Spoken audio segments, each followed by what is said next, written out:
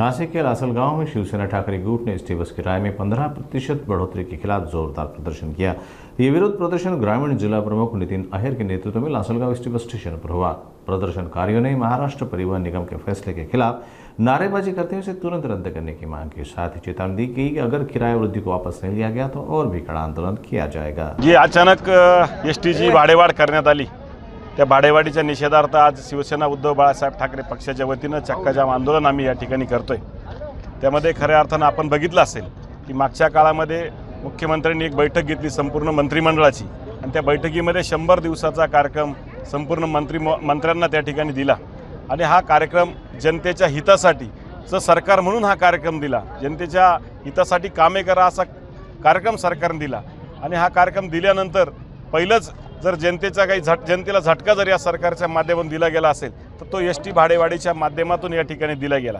मग हा सरकारचा निर्णय हा जनतेच्या हितासाठी आहे का जनतेचं कंबरडं मोडण्यासाठी, हा खऱ्या अर्थानं प्रश्न या ठिकाणी मला सरकारला विचारावासा वाटतो।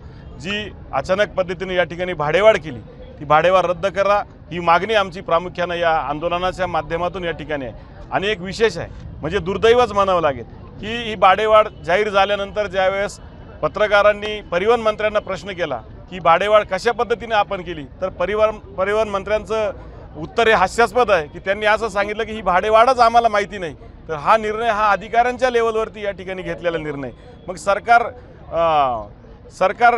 कोण चालवतंय हा प्रश्न खऱ्या अर्थानं निश्चितपणाने या ठिकाणी विचारावासा वाटतो। आणि म्हणून जी अचानकपणाने हे सर्वसामान्य जनतेसाठी निर्माण केलेली ही व्यवस्था आणि सर्वसामान्य जनतेचा कंबरडं मोडण्यासाठी जर अचानक असा चुकीचा निर्णय जर शासनाच्या माध्यमातून घेतला असेल तर त्याचा आम्ही निषेध करतो। त्यासाठी म्हणून आम्ही आज या ठिकाणी लासलगाव आगारामध्ये चक्काजाम आंदोलन या ठिकाणी केलं आणि एक इशाराही त्या अधिकाऱ्यांना या ठिकाणी दिला की भविष्यामध्ये जर ही दरवाढ जर या ठिकाणी भाडेवाढ रद्द झाली नाही तर निश्चित शिवसेनेच्या पद्धतीने पुनश्च एक आंदोलन या ठिकाणी छेडण्यात येईल आणि एकही बस या परिसरातून बाहेर जाऊ दिली जाणार नाही हा इशारा या ठिकाणी देतो आणि थांबतो।